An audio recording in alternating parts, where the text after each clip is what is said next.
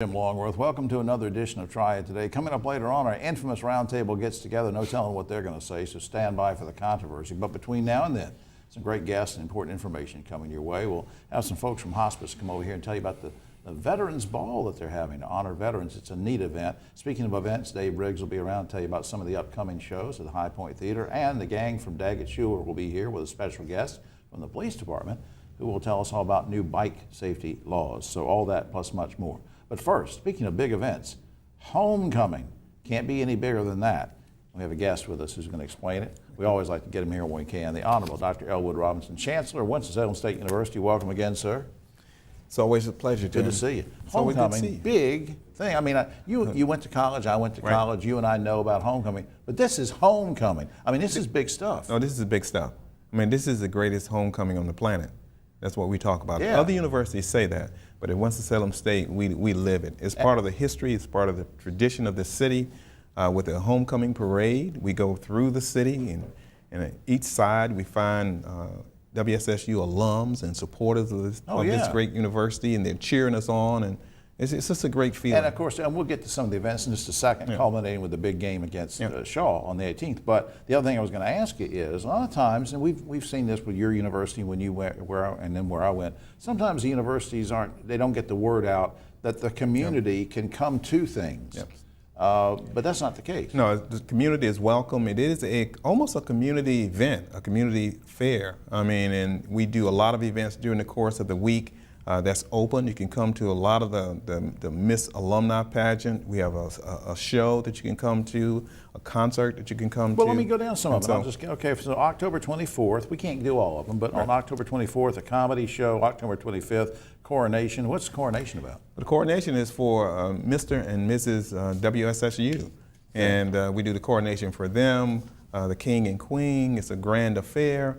It is really very special. That one you can come to free, and it's in the K.R. Williams Auditorium. Is it too late for me? Is it too late for me to be considered Mr.? It is. It is much too late for you to ever be considered. That's true, because of my age too. October 26th, Nurses Gala. I always praise. A lot of my friends went to Winston-Salem State University, got their nursing school degree. Really proud of them. I know you're proud of what the nurses do, and this is a gala, right? Yes, this is a gala. It's a fundraiser. To be able to raise certainly dollars for the nursing program, celebrating 125 years of nursing. Oh, wow. Can you imagine that? I mean, this university was founded 125 years ago, and Dr. Atkins had his finger and his pulse on health care and started the hospital, believe it or not, way back then, as they say. That's where you got the rep that people know all over the state and around the country about coming here if you're serious about being a nurse, and I just think that's great. October 26th, Red and Black Affair, October 20. Now on October 27th, there's like a million things going on. There's a Ram Rave, Hall of Distinction, Founders Day Convocation. What do you want to say about October 27th? The Founders Day Convocation, I mean, that is the day in which we celebrate Founders Day. It's a grand event, a very special event where we have faculty, staff, and students. Administrators, everybody comes to celebrate the founding of Winston-Salem State University. It's a ceremony there. The founder's family will be there as well. Very important and special day in the life of Winston-Salem State. Now, and of course, October 28th, Shaw versus Winston-Salem State University, big football game at 1:30 p.m. And I wonder if there's even any tickets left to that. You think there are? There may be a few tickets left. You can still come to that. A week of events starting next Sunday. Yeah. Sunday to Sunday. Yeah. I don't sleep. No, I bet you don't. I don't. Well, up on screen, if you want more information about why he doesn't sleep, www.wssu.edu. Please check that out. And for the radio audience, again, www.wssu.edu. Get some rest, take a deep breath, and get through it. I'm getting ready. All right, Chancellor. All right. Thank you, Jim. Thank you, Doctor. All right, we'll be right back after this. On Triad Today, and big event coming up that we want to tell you about, and the man who can tell you all about it is here. His first-time visitor to the show. Let's meet him right now. On my right, Philip Mack is outreach service provider for Mountain Valley Hospice and Palliative Care, originally a native of Portsmouth, but we're glad he's around here now. Welcome, sir. Thank you, sir. Good to see you. Good to be here. And how long have you been with hospice? I forgot to ask him. We were getting ready. This coming November, it'll be 1 year. All right, so almost, we'll get you a cake with one candle on there. Now let's remind our viewers what hospice does and who you serve. Before we get to the big event, just give me a brief statement just to remind people who maybe haven't heard about it. Okay, with hospice, that covers different services that we have. There's our transitions program, palliative care program, or full hospice. And these pretty much for folks who have a terminal illness, normally 6 months or less. Right. And you guys do a great job and support the families, and I just appreciate what you do. But now there's a particular group of folks that we talk about from time to time when Sheila's on the show, and those are veterans that we honor. And you actually have a program called We Honor Veterans. What is that all about? The We Honor Veterans program is actually a national program. It was a collaboration between the Department of Veteran Affairs and the National Hospice and Palliative Care Organization. They recognize that veterans towards the end of life have special needs, a lot of times based on their military experience, levels of exposure to different things. And knowing that only about 4% of veterans actually pass away in VA facilities, they realize that local hospices really could be helped by educating them on these certain things. Absolutely. And so they developed this program, and it's again designed for us so that our staff can be educated for those unique needs that veterans have.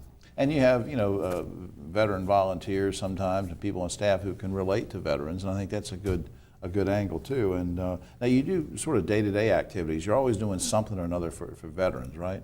We do. It's a full-blown program for our veteran patients. That's our priority. Right. We do different things to honor them. When we get a veteran patient, we will pin them, which is it's an honored veteran pin. We give them a red, white, and blue prayer shawl. And if they haven't been connected with the VA and if there are some benefit needs, a lot of times we'll meet with them and go over the paperwork and kind of help them along that process, that paperwork. Sure. Now, speaking of events and activities, there's something coming up on November 2nd. Tell me about it. We are having a Veterans Ball, and we're going to be having it at the barn at Heritage Farm, which is in Dobson. Okay. It's our way to reach out to all veterans and to say thank you for your service and your sacrifice for our country. What's going to be going on? It's no, I know we said November 2nd, and we'll put this up on screen in just a second, but I think it's 2 to 5 p.m. on that day. What happens? What's going to happen that day? Well, from 2 to 5, we're going to have live entertainment. We're going to have some refreshments there. And we're going to have some certain military things being done. We'll have a color guard, and about halfway through the ball, we're going to honor these veterans. Sure. And just again thank them for their service. And veterans, and also open to families of veterans, right? Who can come. We are inviting veterans and for them to bring a guest. Sure. We're just asking if they would to RSVP. Sure. So we you'll know how much food. Yeah, know how much food to get. I think that's just great. So let me put that up on screen again, just to remind people. We honor Veterans Ball Thursday, November 2nd, from 2 to 5 p.m. at the barn at Heritage Farm in Dobson, and you can go to this website and find out more information and on that, and that's www.mtnvalleyhospice.org. Of course, the MTM stands for Mountain, and for our radio audience, let me say it again, www.mtnvalleyhospice.org. Please check that out and support the veterans, and as you do day in and day out, and I salute what you do. I appreciate it, Phil. Thank you. Thank you very much for being here. We'll be right back after this. Now on Triad Today, if you watch the show regularly, and shame on you if you don't, we have approached the subject of safety in many ways. Bike safety, motorcycle safety, car safety, pedestrian safety. And you really can't do enough of that. And what we're going to do is not only go over some ground that maybe you might have heard before, but more importantly, talk about some new bicycle laws that are into effect. And we want to do that with three very special guests. On my right, David Daggett, of course, attorney with Daggett Schuler. Next to him is Sergeant Todd Collins. He's a first-time visitor to the show. He's with the Winston-Salem Police Department. And next to him, our good buddy Griff Schuler, also an attorney with Daggett Schuler. Welcome, guys. Good to see you. Thanks, Jim. David, let me start with you. You recently published a book, which I thought, I'm not just saying this because you're here in front of me, but I was really impressed with this. It's an e-book. So you go online to the website, and it's to the Daggett Schuler website, right? You can reach it through the Daggett Schuler website. That's correct. And why did you do it, and what's it about? Well, did a short little e-book on new bicycle safety laws that goes over both the rights and the responsibilities of bicyclists on the road. The reason I wrote it is because, honestly, most civilians aren't real fluent on the intricacies of what the laws are. Whether you ride or not. Whether you ride or not. So sometimes bicyclists get mad at motorists, or motorists get mad at bicyclists, and neither one knows what they're talking about. Yeah. So in my book, it's very, very short, very, very easy to read. Yeah. and we made it available free. It's free through Amazon. There's a link to that on our website, but it's a free ebook that just briefly explains the new laws, the rights and responsibilities. In just a second, I'm going to go over with a couple of those with the sergeant, but I want to go to Griff first. How does this, and I guess it does, I'm presuming, ties in with the mission for Daggett Schuler overall too, right, Griff? Well, absolutely, because at Daggett Schuler, unfortunately, we see the aftermath of what happens when the laws are broken or the laws and the rules of the road are not followed, and we see the serious injuries and deaths that come from these types of accidents that can happen where it's a car and a bicycle. And Yeah. so if you see that kind of result and you see the tragedy to the families, you want to do everything you can to try to stop that before it happens. Absolutely. Now, Sarge, let me go to you, and I want to cherry pick some things out of David's book and just hit you with them. We hadn't rehearsed this because you and I never met until just now, but I want to get your thoughts on this. David writes about something called the 4-foot rule. What does that mean? Basically, the 4-foot rule is the amount of clearance a motorist has to give a bicyclist when passing in a no passing zone. Prior to October 2016, it was a 2-foot rule, but now the motorist has to give the bicyclist at least 4 foot of clearance while passing on the left of the cyclist. There's another one that he has in his book called visibility requirements. What's that about?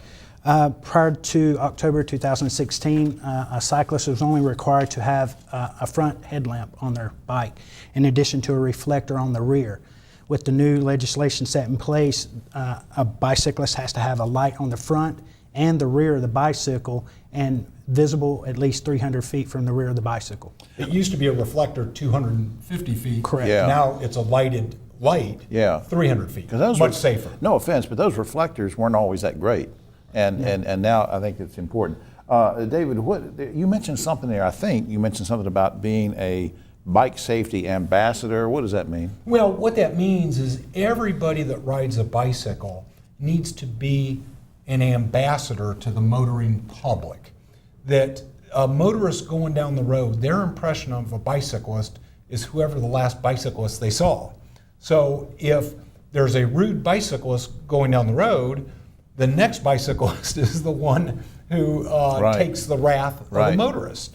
And the same goes both ways. But I think it's incumbent on bicyclists to be a good ambassador, to follow laws, to stop at stoplights, stop at stop signs, and be courteous and help motorists. Absolutely. Jim, I think one of the great things about David's ebook is it's written from the perspective of giving both car drivers as well as cyclists the information they need to be safe. Absolutely. And up on the screen is the website, and you've already seen some screenshots of the book, DaggettSchulerLaw.com, also 336 area code 724-1234. I just think it's great, and I'm glad that you guys did this, and I appreciate you coming. Sarge, come back sometime. And a quick thanks Thanks to for the having me. Winston Police Department. They do a great job. Thanks for Absolutely, having us. they do. And do you have a rank? He's sergeant. What are you and Griff? I'm peon. All right.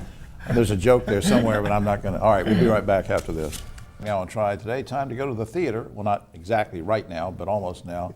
Here's my special guest. He comes by once a month or so to keep us posted on what's going on at the High Point Theater. Dave Briggs is director of the High Point Theater. Welcome, sir. Thank you, Jim. Good to see you. Always great to be here. Well, I want to promote some things that are coming up. I know Thank you you. do too. But before we go down the list of some of the shows, let's just remind folks that maybe haven't seen you before on the segment, or maybe just moved into the area.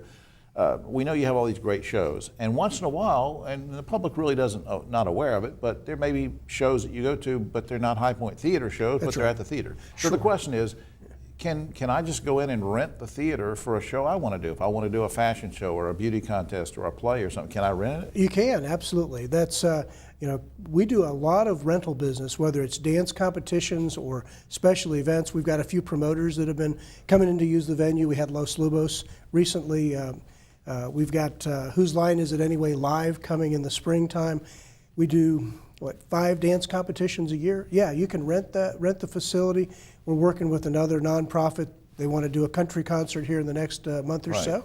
So yes, absolutely. And even though it's their event, you and I will talk about it on the show, so That's it right. promotes the theater, and we're glad to do that. And I can work them through all the pitfalls of what it does to negotiate a contract and rent the facility and so on. I mean, I think that's just great. All right, so we want people to know that. All right, let's get to a few things coming up. Looking ahead, October 28th, There's a talent, speaking of talent shows, there's one coming up, right? There is. It's the Friends of the High Point Theater. This is their major fundraiser, but it's called High Point Has Talent.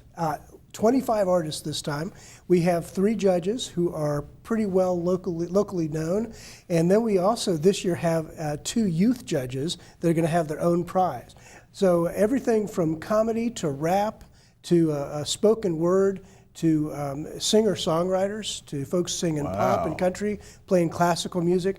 It's going to be a really fun evening of entertainment. That's great. And so on November 4th, though, and I don't know if I'm going to get this right or not, is it Molo and the Bayou Gypsies? You were close. It's Mojo. Mojo. And the Bayou Gypsies. Oh, I didn't know Mojo. I didn't know you were from the... Well, I lived down in Baton Rouge for a few years. Well, you did. I lost, I did. lost my mojo a long time ago. But all right, so this is November 4th. What do they do? Mojo plays great Cajun Zydeco music. He's truly an ambassador for the genre of music. It's going to be a party. November 9th, Terry Barber. Who's Terry Barber, an amazing countertenor. What that means is these are the guys that can sing really, really high, but this guy's control is amazing. I sing really high. I was tackled. I was playing football, and they tackled me in the wrong place. And that's a different. Yeah. Sort of, Oh, I'm sorry. Go ahead. But no, he was with Chanticleer, but he's also performed with people like Shaka Khan and several other pop stars.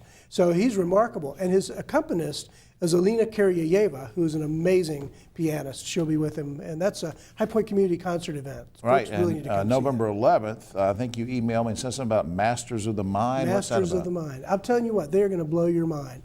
These guys are kinetic illusionists, if you will. And they read your mind, kind of like Kreskin used to do. But I was sitting no farther than you are to me, and this guy says, "Give me your glasses." So I put my glasses down.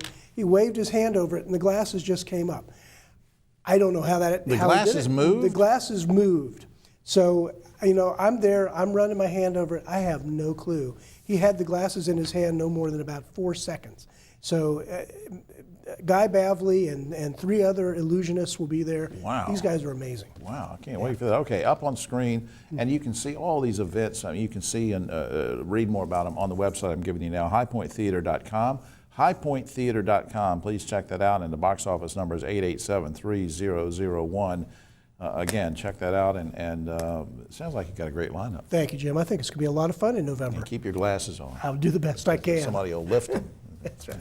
All right, we'll be right back right after this. Back now on Triad Today, time for the roundtable. On my right, but always the political left, that man about town, Ogie Overman, the award-winning broadcaster and journalist. Next to him, the lovely, talented attorney at law, but also CEO of her own company, Dudley Beauty Corp, Dudley Beauty Products. And next to her is the man she fired just a few days ago. No, I don't. You've never applied for work there, have you? No, he's a professor at High Point University, former school superintendent, now county commissioner, co-chair of the county commissioners with Dave Plyler, Don Martin. Welcome, Dr. Martin. Thank you very much. Good to see you. You didn't intro Ursula. You didn't say I her did say name. Ursula Dudley. You didn't say her name. Ursula Dudley Oglesby. Yes, it is. And I was going. Sorry, Jim. I was Sorry. going to give you a plug for your new clothing line. But now you're not. Ogie has a new clothing line. It's called. What's the name of the clothing line? The Ogie Tie Company. The Ogie Tie Company, and that you go online and you tie one on. Now, this is let's go to the first topic. Okay, several weeks ago we talked about how the Boy Scouts wanted to recruit girls. Now they're doing it, and Girl Scout officials are angry. You think a lot of girls will join the Boy Scouts now, Ogie? I still don't quite get this. I mean, boy, Girl Scout, Boy Scout. I guess some will. Yeah, sure. Why But not? you don't think a lot, Probably not a lot, but some. Ursula? No, I don't think a lot of girls will join, but it's just it's difficult to understand because we've had this tradition of Girl Scouts and Boy Scouts. I think maybe there needs to be some sort of coming together and some collaboration between the two, maybe to create Scouts as a whole. Mm-hmm. But a lot of work needs to be done before that happens. Don? Well, yeah, both organizations have the same mission. I mean, it's all about service and giving back to your community. And I think probably the thing that stands in the way is the administration of the two organizations trying to figure out how they might merge in the future. But I think that's a long-term piece. And there may be a few girls. that Girl will Scouts step and the up. Boy Scouts. I don't know. As Gomer Pyle said, what a dumb thing to do. Weird. Last week, this is a serious topic now. Last week, 2 high school girls in Winston-Salem accused their male teacher of sexual assault. then later admitted that they made it all up because they didn't like him. This is not the first time this has happened. It happened at Wiley Junior High a few years ago. Same almost situation. Girls didn't like the grade they got, so they accused the teacher of sexual assault. Should students who falsely accuse a teacher of something this serious do jail time, Ogie? You know, Jim, that that's almost the worst. To be accused of something like this and not have done it is one of the worst. I can only imagine how that teacher felt. It ruins you. And yeah, the girls have to do some time. I'm sorry as I can be. They have to do some time. Ursula? I don't think they need to do jail time, but there has to be some major consequences for ruining a person's reputation just because you're angry. The problem is you have these children who don't understand that there are long-term consequences to their behavior and to their actions. What, I mean, you're an attorney. What do you do? I mean, would you just expel them for a while, or? I think you have to do more than that. I think they need to get some psychological counseling. I think they need to do community service. I think there are lots of things that need to happen for them to have some sort of repentance. Don, your former superintendent. Yeah, and in fact, I remember the Wiley case very well, and the end result was the 3 girls were transferred to other schools after a 10-day suspension. Yeah. I want to keep them out of jail. I mean, I'm not a that's not going to solve problems, but you know, how much punishment there needs to be. Pretty serious, though. Speaking of schools, a Mississippi school district has just pulled To Kill a Mockingbird from 8th grade library shelves because they say the book, quote, makes people uncomfortable. Does this make sense to you, or is this the dumbest thing you've ever heard of? Well, it's pretty dumb. I'm not in favor of any kind of censorship, and book burning. This raises all the specter of it's just wrong. Ursula? I agree. I don't think removing the book is a good thing. We need to be uncomfortable with some of our thoughts and some of our ideas, but we need to be uncomfortable and be able to bring us together so that we can understand each other and understand each other's differences. So you're saying we need to be uncomfortable to get to be comfortable. Don? Yeah, in fact, I read on the education listserv exactly the comment that education's about being uncomfortable. You don't learn until you get a little uncomfortable. I will say, though, from the board standpoint, they have that authority. If it's not a part of state curriculum, they can take it out. They can set that local curriculum themselves. The University of Wisconsin's just enacted a new policy where any student who protests or disrupts a campus speech will be expelled very quickly. Does this protect free speech, violate free speech, or both? Ogie? Well, it's a clear violation, Jim, and I hope it's challenged in court just like the speaker ban law was here at Carolina back in the 60s. But Ursula, if you disrupt a speech, you're keeping that person from free speech, right? Well, that's true, but I think there needs to be guidelines like there are already for protests and legal protests. Don? Yeah, I mean, freedom of speech is not an absolute right. I mean, in our country. I mean, essentially, if you don't cry fire in a crowded theater, I mean, that's a problem. So I think as long as you're not, you know, discriminating against the speakers, for example, you want public discourse to be civil, and people ought to have their say, and it's like a discipline issue, it's not a free speech. All right, issue. meanwhile, a KKK leader distributed recruitment flyers at a high school football game in Fayetteville last week. Quickly, guys and gals, should the KKK man have been arrested for hate speech, or is it okay to give out the literature? Ogie? I'm not sure, Jim, honestly. I hate that it almost is, unless the flyer was explicitly, you know, wanting people to riot or something. Yeah, but okay for Ursula. I have to give him the benefit of the doubt. I hate it. I think it was inappropriate for him to pass out a high school football game, but I don't know that it rises to the level of hate speech. Don? Yeah, and I think the fact it's on a school campus, you know, I think that's an issue, and it really gets at what the school district's policies were. But basically, that person could be asked to leave. All right, very quickly, one major company owns 62 malls, says it's going to close on Thanksgiving Day so employees can be with their family. Good idea, and should all stores be closed on Thanksgiving? Ogie? It's a great idea. I hate being open on Thanksgiving. Ursula? I love the idea. Let people enjoy their time with their families. Don? It's a great idea, but if people want to be open, they're open. All right, first there were fake eyelashes. Now, guys and gals, a company is selling fake nose hair extensions. Would you buy a fake nose hair extension? Would you kiss anyone who had them? Ogie? That's just hard to believe. I mean, I'm out there as far as fashion goes, but that's just beyond the pale. That's crazy. Ursula? No and no. No and No and no, too. Don, so you're agreeing with Ursula? Well, there should be some discord up here. No, fake nose hair. All right, well, that's all the time we have. Oh, except for this. Veterinarians actually now say it's okay to give your dog marijuana if he's nervous. Asked if the pot is helping his pet, one dog owner said, yeah, Rover's really calm now, but there's 10 bags of Cheetos and a box of Twinkies missing from our pantry. It's kind of a stupid thing, but it's a news story. I just thought I'd share it with you. All right, for all of us here, and remember to get some of Ogie's ties. Where's that card you gave me? You can't see the card. Ogie's ties, right? All right. Go online and get that. All right. We'll see you next week. Be right back.